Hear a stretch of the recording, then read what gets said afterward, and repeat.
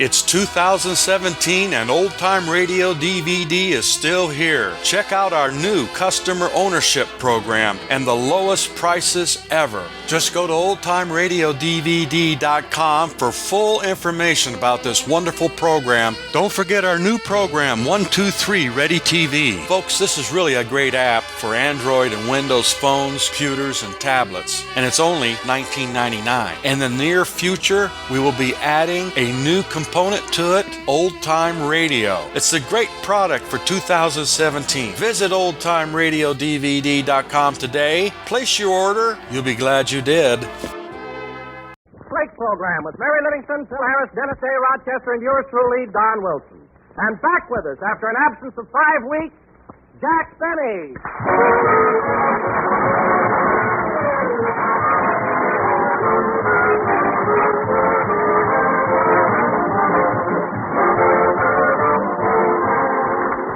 Of course, we've all heard how it takes two to make a bargain. Well, truer words were never said when it comes to modern shopping, because it takes two kinds of currency, cash and ration stamps, to buy many of today's foods. So here's a thought to put in your pocketbook on your shopping expedition next time. Nearly all foods, let's face it, have gone up in price. Gone up anywhere from 2% to 75%. But there's at least one big exception to this general wartime rule. Grape Nuts Flakes is America's fastest-growing breakfast cereal, and because you folks have been switching to that big 12-ounce economy-size package, you're paying, on the average, less for your Grape Nuts Flakes today than you did in 1939. So with the price of many foods where it is today, it's great to know you're doing both your family and your budget a favor when you serve more crisp, toasty brown Grape Nuts Flakes. For they're a real flavor treat. They provide important whole grain nourishment, and they bring you real savings. So plan to buy several packages at a time in the big 12-ounce economy size of unrationed Grape Nut Flakes.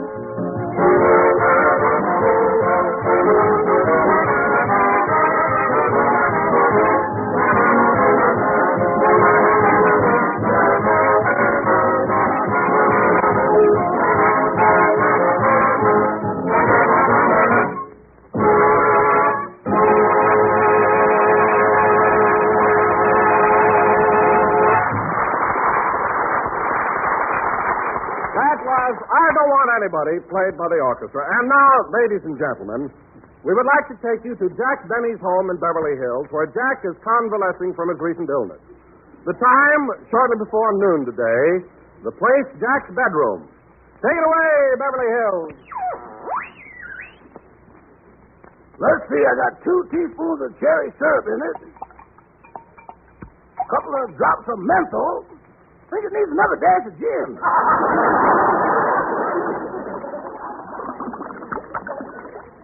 Yeah, that's enough. This kind of medicine makes a cold a pleasure. Oh, Mr. Benny. Mr. Benny, wake up. What is it, Rochester?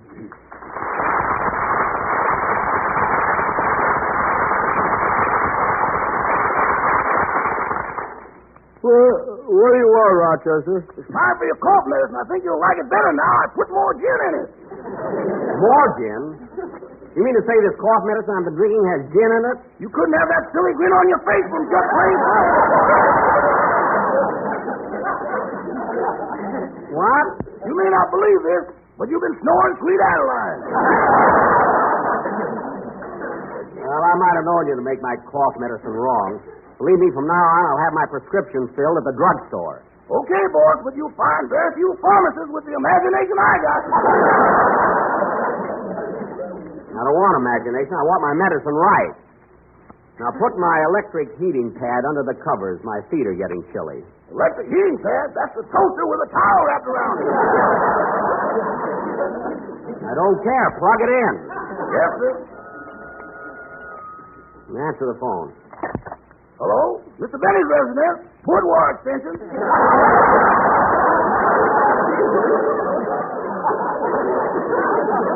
Who?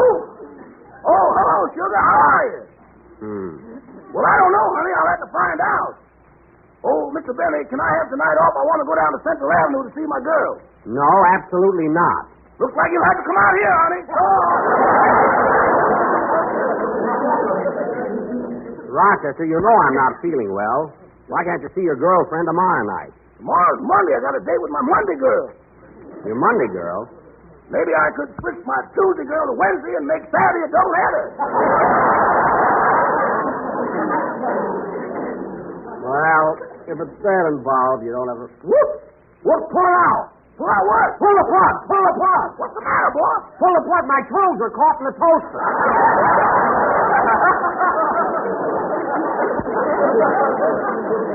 Quick, pull it out! There you are, Mr. Benny. Ooh, my foot burns. Wow, pour some ice water on it, Rochester. Hold still, boss.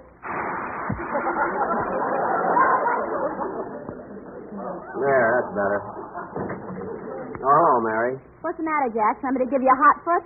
No, I got my toes caught in the toaster. Your toes caught in the what? In the toaster. Could happen to anyone. Oh, sure. Everybody's making toast in bed nowadays. It's all the rage. I was using it for a heating pad. Oh, but Rochester, what are you doing with that bottle of cough medicine? I was holding up to the light and some of it ran down my throat.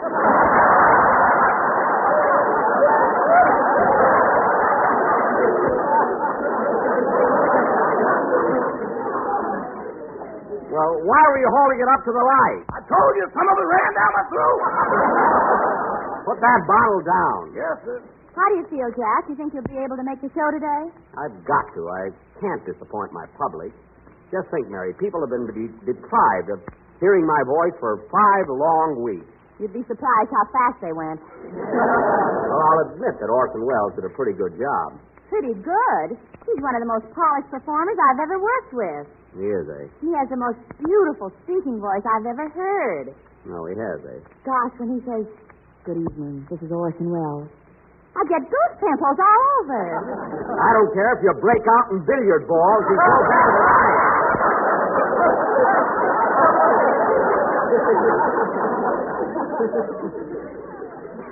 Goose pimples. Anyway, let me tell you something about the guy that gives you such a thrill. I was sick in bed 5 weeks. He didn't even send me a basket of fruit. I finally had to wire him. I mean, the least he could have done, you think, would be Well, to... look who's here. Hello, Phil. Hiya, Mary. Hello, Phil. Hiya, Jackson. Boy, you have been sick. Well, I imagine I am a little pale. A little pale. You look like you went to the blood bank and forgot to say when. No, I'm not that bad. She was at the front door, Rochester. Oh, it can't be my girl yet. She just called. It might be for me.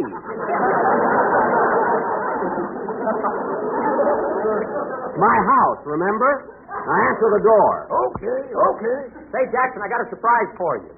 Alice Faye, now appearing in Hello Frisco, Hello, made a dozen donuts for you with her own little hands. A dozen donuts, where are they? Out in the car, I'll get Rochester to help me carry them in. They're that heavy, Phil. Leave them in the car. No, I got to get them out of there. My tires keep going down. That Harris is really bumping his gums.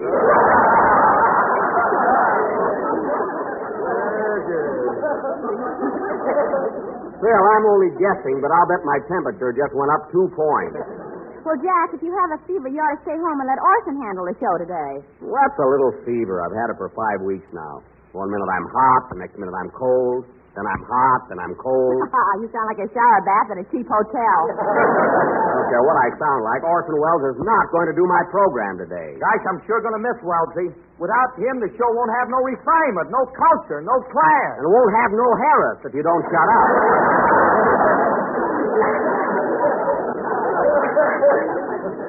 Anyway, what's all this raving about Orson Welles?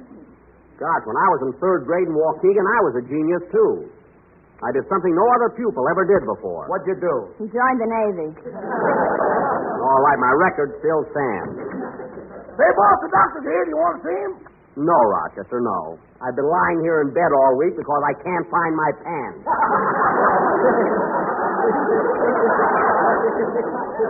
You're pressing them under your mattress. Well, show the doctor in. Okay, here he is. Oh, how do you do, Doctor? Well, and how's my little patient? Shall we take that nasty cast off your leg today? I got a cold in my chest, Doctor, not a broken leg. Oh, pardon me. I was thinking of Claudette Colbert's Cocker Spaniel. He's coming along fine. Well, I'm glad to hear it. Now, Doc, would you mind examining me? I got to go down to NBC and do a broadcast today. Why? Is Orson Welles sick? No, look, I'm getting better. Now, please examine me. All right. I'll take a look at your chest first. Now, roll up your nightshirt. Okay, here it goes.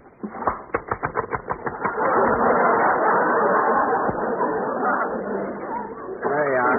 How do I look, Doc? My, you're kind of caved in there. Yeah. Get a load of his chest. That's the only skin hammock I ever saw. Oh, don't be so funny. Hey, Doc. Hey, watch your cigarette, Doc. That's my mouth, not an ashtray. Pardon me. Now, let's see. I think I'll tap your chest. Well, go ahead, tap me. Now, hold still.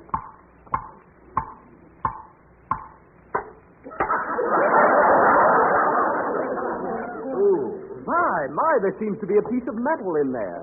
That's a bullet I got years ago when I was hunting moose in Saskatchewan. It's a bullet you got from a Spanish dancer in El Paso. Rosita. She finally ran away with a bullfighter. I wonder where she is now. I wonder where the bullfighter is. I could use some meat. Oh, Rosita. Well, can I do my show today, Doctor? Yes, you'll be fine. Well, I must run along now. W.C. Fields St. Bernard is out of brandy. Goodbye.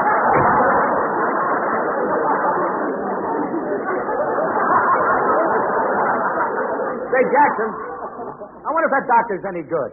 Oh, he must be. He delivered Whirlaway.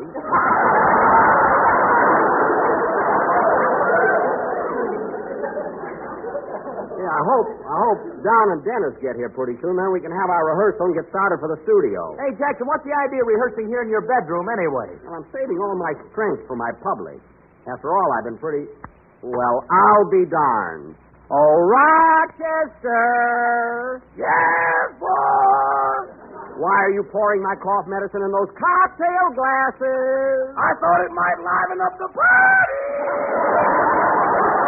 This isn't a party. Now, you put that medicine back in the bottle. Never talk with the guy. You always have to be the host around here.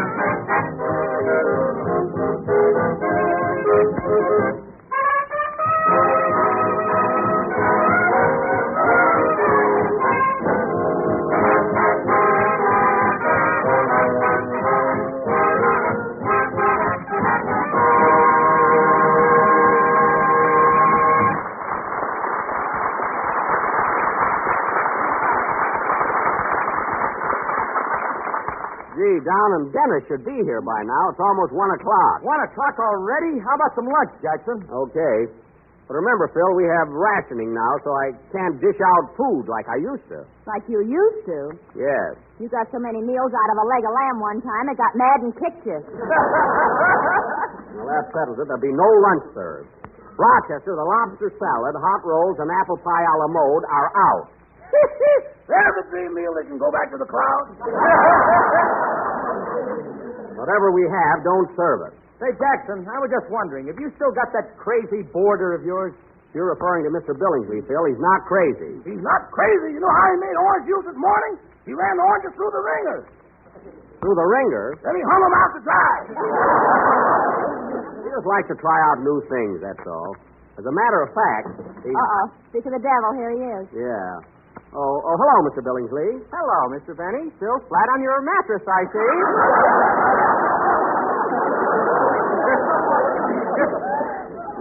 Yes, we were just talking about you, Mr. Billingsley. Your ears must be burning. Well, I'll have to call the fire department. I've got a new hat on. You haven't changed a bit. By the way, Mr. Billingsley, we're going to rehearse our radio program in a few minutes. Would you like to stay and hear it? Oh, I'd love to. I'll just hide under the bed here in case your husband comes home. Here I go. Whoop, up my head. Well, goodbye, Mr. Benny. Goodbye. You dog, you. Good old Billingsley. That must be Don and Dennis. Come in. Oh, hello, Jack. Sorry we're a little late. How do you feel, Mr. Benny? Oh, hello, fellas. I feel pretty good, Dennis, and I'm anxious to get back on the program. You know, I have a hunch we're going to have a pretty good show today. Without Orson Welles? Yes. Gosh, the Orson Welles program without Orson Welles. I worry about things like that. The Jack Benny program. Get it straight, you little traitor. What's the matter with this gang? Oh, Jack, don't be so touchy. You always imagine that people are running you down. I imagine. Yes, you jump at conclusions. If somebody happens to say you're a heel, you always take it the wrong way. Well, how else can I take it? A heel is a heel. You said it. There you are. I imagine things, eh? Well, let's get started with the rehearsal. Rochester, pass the scripts around. Yes, sir. Everybody gets a script and a glass of cough medicine. There'll be no cough medicine. I read this script, boys. A little nectar won't hurt it. Rochester, whenever I need you in the capacity of a dramatic critic, I'll let you know. Now, let's get started, fellas. Now, Don introduces me in the show, and then I come on, and I say... Who can that be? Come in.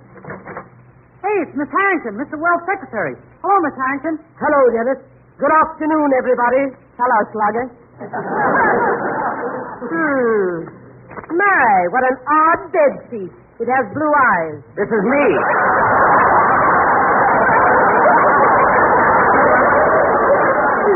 This is me. I'm pale. You certainly are. I have news for you, Mr. Benny. Mr. Wells is about to pay you a visit. Orson? Orson? Coming here to visit me? Yes, he'll be here shortly. Rochester, I want this room tidied up at once. Yes, Miss Harrington? I want a chair placed beside the bed. Yes, Miss Harrington. And put an X on Mr. Benny's forehead so Mr. Wells can spot him immediately. Now, look, I'm not that pale. Now, Miss Harrington, would you mind sitting over there in the corner? We were just starting to rehearse our program. Rehearse without the master? Mr. Wells won't like it. Nuts to Mr. Wells. I know just how you feel, Daddy.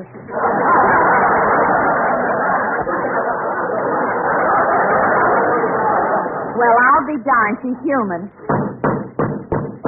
Attention, everybody! Mr. Wells is about to make his entrance.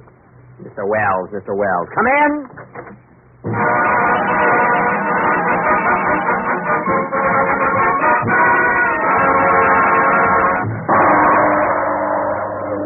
Orson Welles. Well, Wellsy!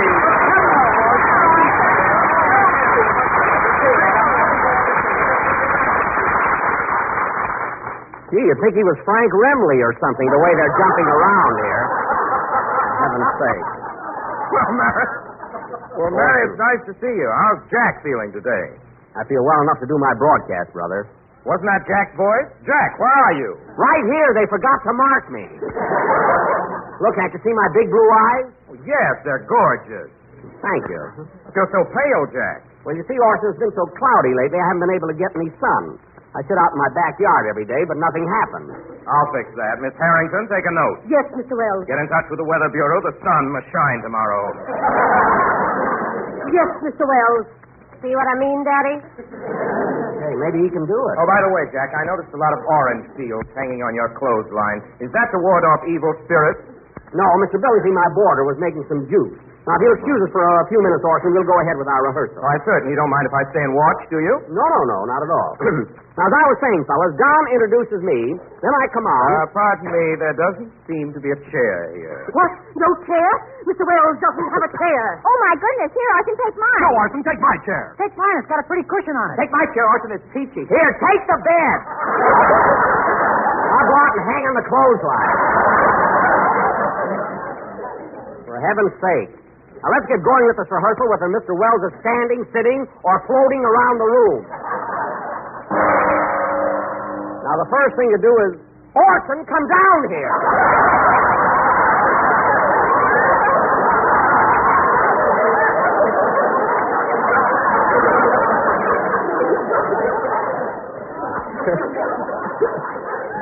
She knows more magic.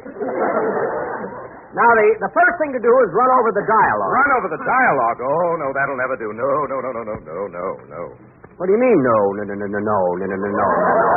Comedy, Jack, should never be rehearsed. Repetition destroys its sparkle and spontaneity. But the Orson, important elements of a variety program are the songs and music. Look, now, but Orson... Dennis, I want you to run over your songs so we can get an idea of its length. Now, wait a minute, Orson. This rehearsal is my business. You're not even going to be on the show. I know, but I shall be listening. It's about time we listeners had something to say. Sing, Dennis. Yeah, sing. I see what you mean, sister.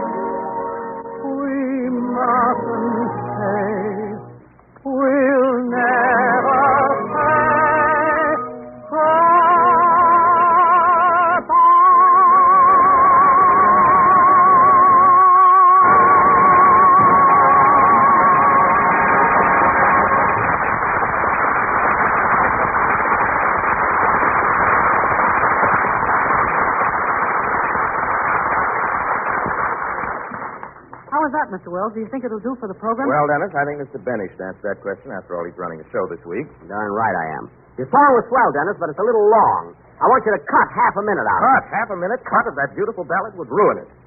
Might, it's sad. Tell you what, Dennis, I want you to add a half a minute Add? to it. You want him to add half a minute and destroy its musical climax? I never thought of that. Leave it alone, Dennis. Leave it alone? You want him to leave it alone and... Now, wait a minute, Orson. Orson?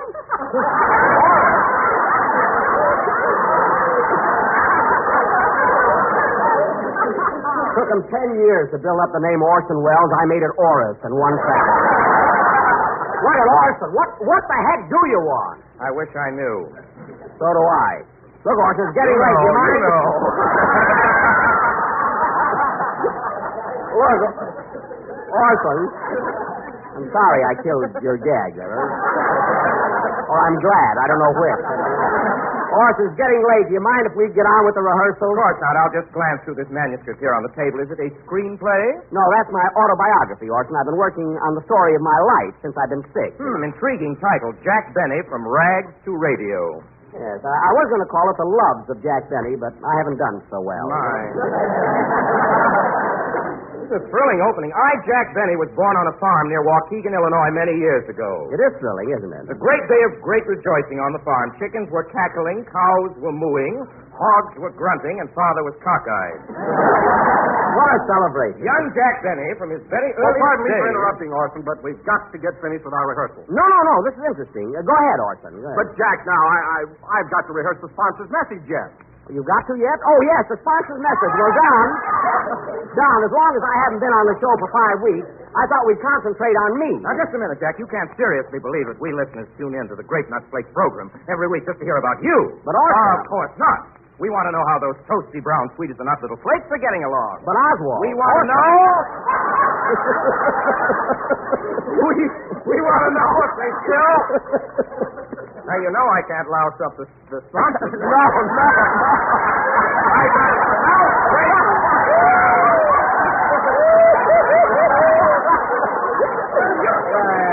We want to know if they still have that malty rich flavor. And if Well, the sponsors? Yeah.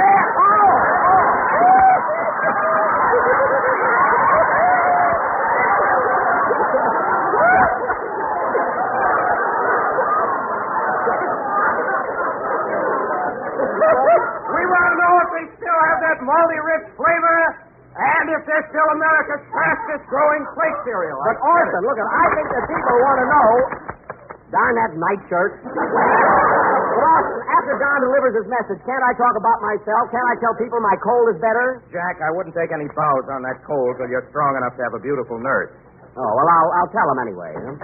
Well, and how's my little patient? Shall we take that nasty cast off your leg today?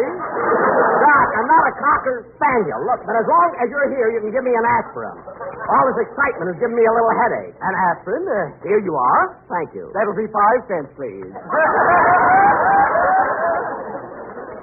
Look, put it on my bill. Now, if I can just swallow the thing. Would you like to grease the trap with a little cough medicine? I don't need any chaser. See, it's down. Say, that was a pretty big pill. It didn't look like an aspirin to me. Me neither. You neither? You're the doctor. Well, you don't have to get so huffy about it. I just happened to give you a sleeping pill by mistake. What? You're lucky. It might have been a dog biscuit. A sleeping pill? He gave me a sleeping pill. I can't go to sleep. I got a show to do today. Remember, Don, you introduced me, and I'll come out and I'll say... Well, Orson, looks like you'll have to do the show today. Be glad to, Mary. Well, come on, everybody. Let him sleep. Those pills are wonderful. I'm headed for Central Avenue.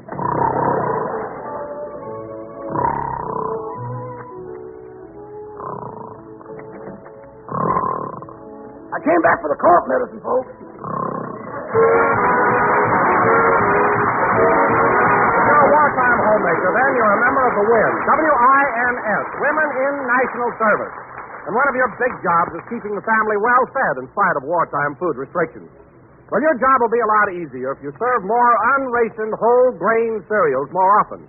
Cereals such as delicious toasty brown grape nuts flakes. Well, our government's nutrition program urges that everybody get the important nourishment of the whole grain cereals every day.